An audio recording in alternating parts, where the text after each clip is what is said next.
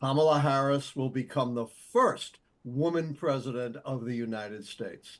Famed historian Allan Lichtman has made his official prediction for the 2024 presidential election.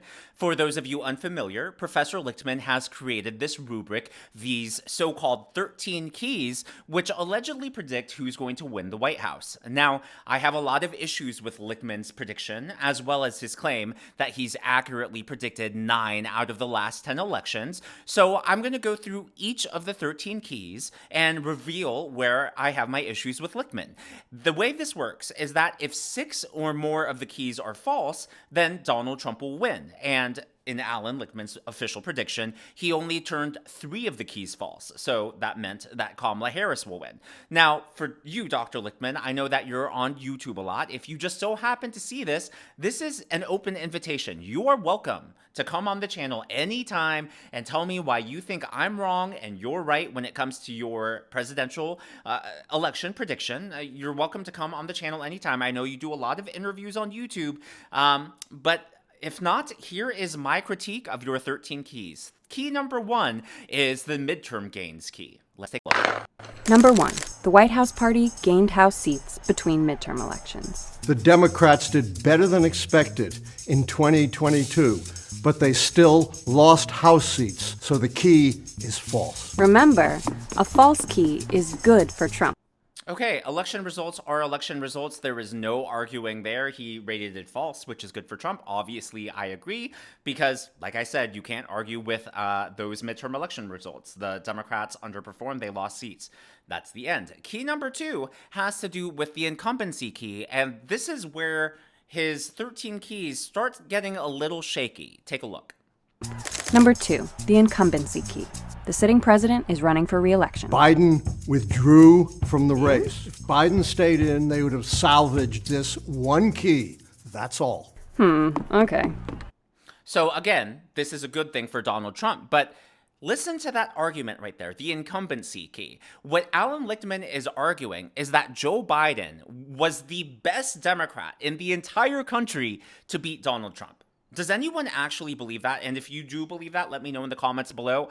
But I have a hard time believing that anyone, maybe even Dr. Lichtman himself, actually believes that, because not only was Joe Biden trailing Trump in the polls before the debate, but he completely cratered in the polls after the debate. And look, I know a lot of people have issues with polls, but in my mind, there was no question that not only was Joe Biden not the best candidate to go against Trump, he was probably the worst, because he was stumbling, he didn't know where he was, he couldn't keep track, not to mention his unpopular policies and the state of the world and the economy today.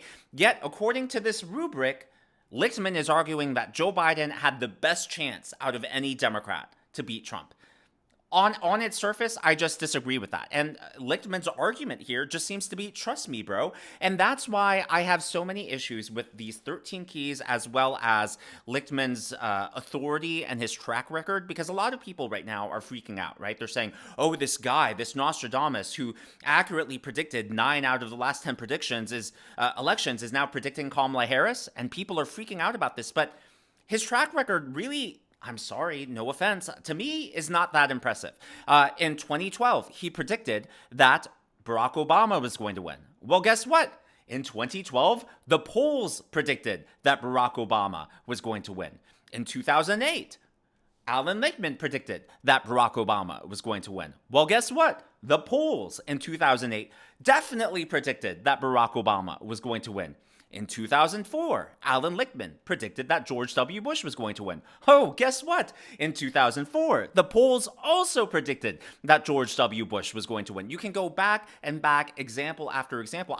So what I'm trying to say here is that when you say 9 out of the last 10 elections, that builds this image of authority, right?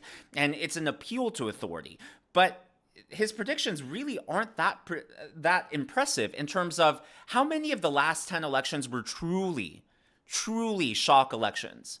Really, it was just 2016. Sure, you can argue 2000, but to me, 2016. Now, in 2016, FYI, I'm going to leave a link down below, but I accurately predicted in May of 2016, months before the general election, that Trump would win. And this was my map. I correctly called Michigan. I correctly called Pennsylvania. You want to talk about track record? Well, according to Allan Lichtman, he got it correct that Trump was going to be impeached. But Professor Lichtman also predicted that we would have a president, Mike Pence.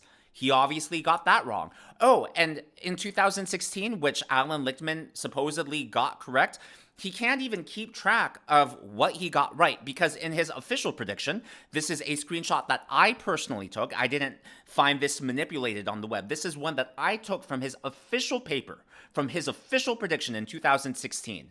The keys to the White House. Let's zoom in. This model has since then successfully predicted the results of the popular vote in all 8 American presidential elections from 1984 to 2012. So he is saying that his keys, these 13 keys, predict the popular vote. He correctly predicted Donald Trump, but guess what? Donald Trump did not win the popular vote. Donald Trump won the Electoral College. And on the online version, on the website where he is a professor, American University, oh, look, they edited it. This story has been updated with a correction. It has been corrected to read that Professor Lichtman's 13 key system predicts the winner of the presidential race, in other words, the Electoral College, not the outcome of the popular vote.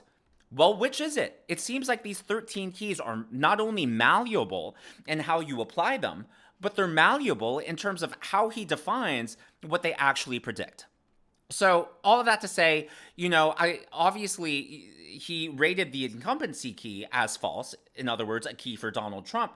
But I agree with that. But I disagree with the premise that just because Joe Biden was the incumbent, somehow he would have done better than Kamala Harris. Now, key number 3, the primary contest. Number 3, the White House party avoided a primary contest. The Democrats finally got smart and united overwhelmingly behind Vice President Harris. So the key is true. A true key. That moves Harris off the starting block. Okay, no argument there. We all have lived through the last 2 months. Now, I want you to keep that in mind, that there was no primary contest. I'm not going to argue with that. It is true. I'm also agreeing with him there. But this is going to come back later on, this primary contest talk. Now, key number 4 has to do with about whether or not a third party is running. Number 4, there's no third-party challenger. RFK Jr. has dropped out of the race, and no other third-party candidate is anywhere close to the 10% polling threshold needed to turn this key. It's true.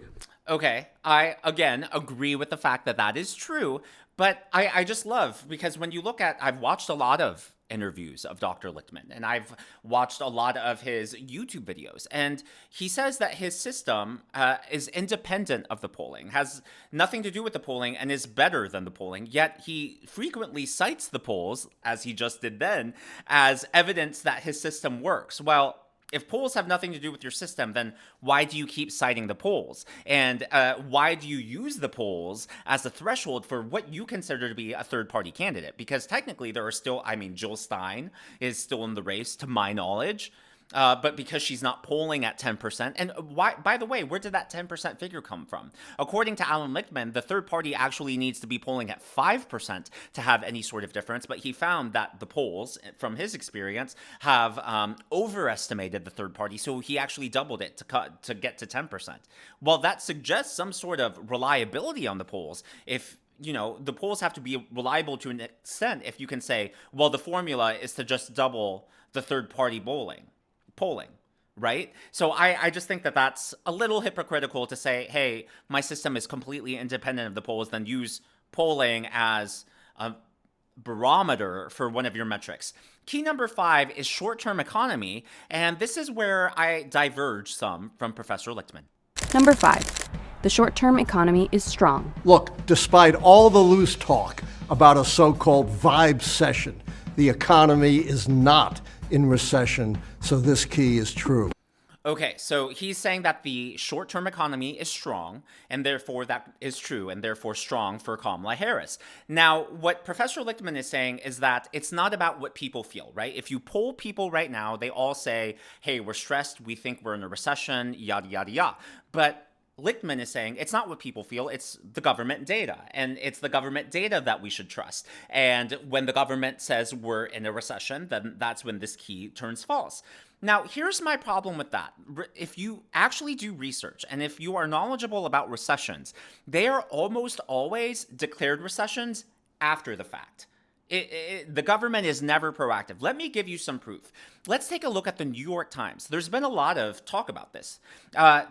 Earlier this year, the U.S. government has been caught over-reporting as soon as March of this year, over-reporting the number of jobs. And they just, a few weeks ago, admitted that they overestimated the jobs growth by 818,000. This is according to the New York Times. So that gray line on top here is what the government officially reported, and then that blue line is what they revised it down to. So in other words, the government said, hey, our economy was up here, and then months after the fact, they said, oh, by the way, we were wrong, we're revising it, the jobs gains are down here. So that's my issue with the short-term economy key, is that the government is constantly revising data. They're always behind the eight ball. It's not just that. Take a look at this. U.S. economic growth last quarter, this is referring to quarter one, is revised down from 1.6% to 1.3%. So again, they revised the entire economic growth down. So what's the definition of a recession? It's 2 back-to-back quarters of negative growth. So there we still see positive growth, but even then, there are some issues because is that growth due to inflation? Is that growth due to the stimulus that the government threw into the economy, artificially propping it up? Just questions. I'm not an economist, but that's what I want to know. Now, let's go back again, talking about the short-term economy, and to prove my point that the government is always behind the ball. Ask yourselves this, and feel free to pause this question and leave a comment after I ask it. When did the 2008 recession begin? Seriously, feel free to pause this and let me know in the comments below. When did the 2008 recession begin? I would bet that most of you would say October 2008. And in fact, there's a Wikipedia page about this. Global financial crisis in October 2008. Well, according to the New York Times, the paper of record, U.S. recession began last December, economists say. This was published December 2008. So in other words, the economists, after all the data was in, actually said, nope, the recession began in December 2007. So they were really behind. Now, here's what's interesting. So, okay, two things about that before I continue, because this gets really important, and it actually proves that Lichtman perhaps was wrong in how he applied the keys. Two things. Number one, most people believe that the 2008 recession began in October 2008, right? And then point number two, as I just showed you, the economists actually said that the recession began December 2007, so a year before. Well, what was Lichtman's prediction in 2008? He accurately predicted that the Republicans were going to lose and Barack Obama was going to win. But look at the short-term economy. He rated the short-term economy as strong. He rated that as true. In other words, Lichtman was completely wrong on that. Now, flipping that key wouldn't have changed his prediction, but it just proves my point that the reason he was wrong on that was because the government is always behind. And because of that, he got that one key wrong. Now, the next key is the long-term economy. Number 6. Long-term economic growth during this presidential term has been at least as good as the last two terms. Growth during the Biden term is far ahead of growth during the previous two terms, so this key is clearly true. This key is clearly true, but it also leaves out the nuance. It leaves out the context, right? What is the context? The context is that Joe Biden came into office during the COVID pandemic. Many states were still shut down. Many businesses were out of business, shut down, and startups had yet to, reopen or even be founded, right? So Joe Biden was coming in, and we had to have a bounce back, right? We had to reopen from the shutdown. So a lot of this economic growth was really just a bounce back from the COVID shutdown. And you can even look at the best example here is the unemployment, right? So you see unemployment spike during COVID, and then you see it come down. Well, when unemployment comes down, what's the opposite of that? Job growth. And so as unemployment comes down, job growth goes up. Are those jobs because of Joe Biden, or are those jobs because of a bounce back? I think we all know the answer. You want to know how else the economy is actually doing bad, even though the government is saying we're not officially in a recession? Well, take a look at credit card debt. Why would people take out more credit card debt? Why would people be more in debt if they were doing so well, if the economy was so hot?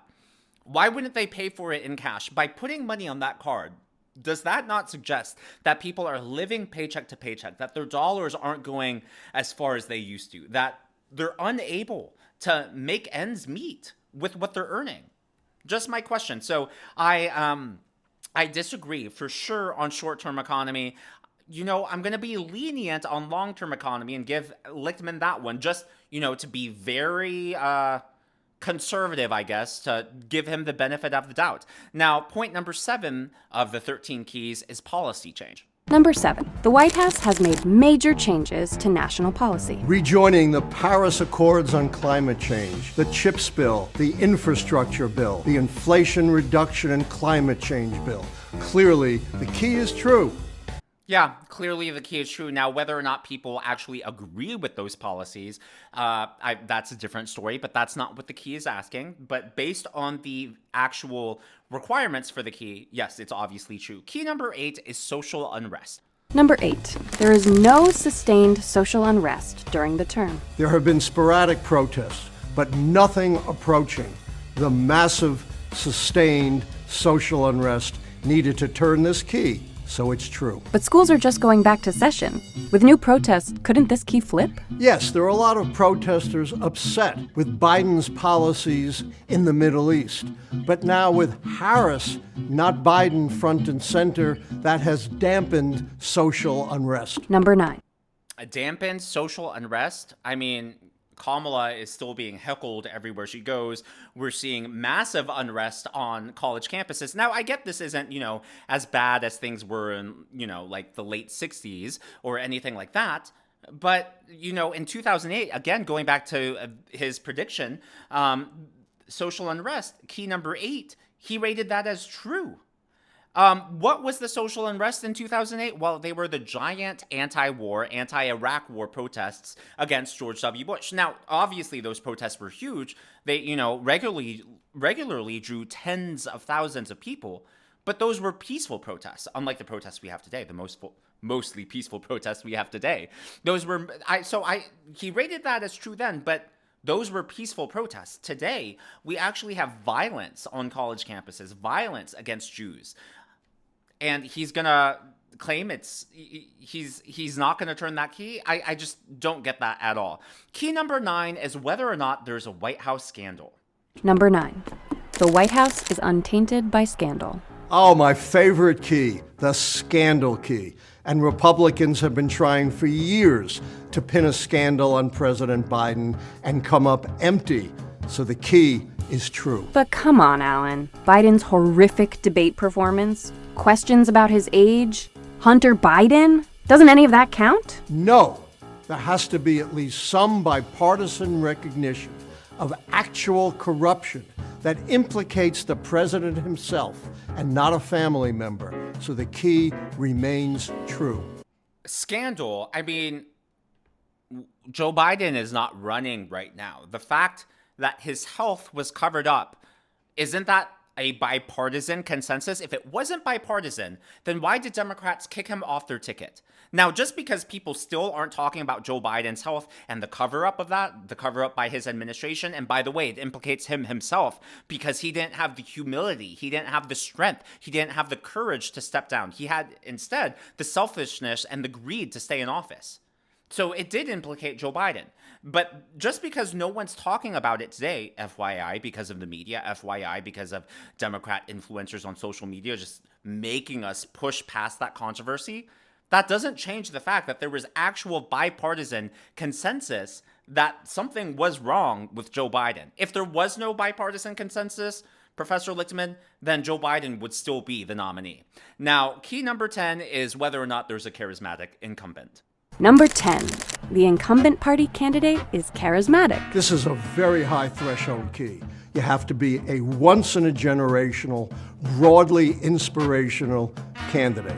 Harris has not met that standard, so this key is false. I agree with him on that. She can barely read off a teleprompter. She obviously has taken lessons trying to mimic Barack Obama's 2008 magic. Quite frankly, I don't think it's working for her, so I agree then. And I also agree with key number 11, his assessment on challenger charisma, which he ruled against Donald Trump. Take a look. Number 11. The challenger is uncharismatic. Some people think Donald Trump is a god, but he only appeals to a narrow base, so that key is true. But wait, that means... The Democrats will hold on to the White House, and Kamala Harris will be the next president of the United States. Now, even though Kamala Harris has already won based on the 13 keys, if you've been counting, that was only 11. There are still 2 more keys left. The reason Lichtman didn't go over them is because even if they both turned, Kamala already had what was necessary to win. Now, both of these had to do with foreign affairs. But even if both foreign policy keys flipped false, that would mean that there were only 5 negative keys, which would not be enough for Donald Trump to regain the White House. So let's take a look at Allan Lichtman's official prediction. He had 8 true, which means Harris win, 3 false, which are for Trump, and then the military failures and military success he left undecided, as if Afghanistan and the war in Ukraine and China, all of that, I think, are clearly false, clearly in favor of Trump and out of favor for Biden and Harris. So here is my analysis of the keys. Number 1, I agree on midterm gains. No arguing there. Number 2, incumbent seeking re-election. Number 3, short-term economy. I rated that as red because as I showed you as I showed you earlier, the government has always been behind officially declaring a recession. So when you take a look at the jobs, when you take a look at them always revising economic growth downward, when you take a look at how the 2008 crash was named, when you take a look at credit card debt, just my opinion, short-term economy. I put a question mark next to a strong long-term economy because, again, I want to be very conservative here in how I criticize him. So I'm going to give him the benefit of the doubt. Personally, I would have colored key number 6 red, but to be, just to be the most jaded I can be, I put a question mark. Same with key number 8. Personally, I would have colored it red, but to be the most jaded I can be, I put a question mark. Key number 9, no scandal, I turned that red because obviously I think the scandal was Joe Biden's health. And again, it was bipartisan. By his own metric, it was bipartisan. If it wasn't, then Joe Biden would still be the nominee. Military failures, both of those, and then charismatic incumbent. So to me, that puts Trump at 7, which means that Trump would win. Of course, all of this is just my opinion, just my analysis. What do you think? Do you agree with my assessment or do you agree with Allan Lichtman's? Let me know your thoughts in the comments below. I will do an update on the polls. I don't know if it'll be my next video or sometime over the weekend, but I am going to touch base on the polls. Just wanted to give you guys an update on that. But on this, I wanted to focus strictly on the 13 keys. If you haven't already, please be sure to give me a thumbs up. I know it's a simple thing to ask, but it really does help me in the algorithm to reach more viewers like you. Be sure to smash that subscribe button and to check out one of these videos.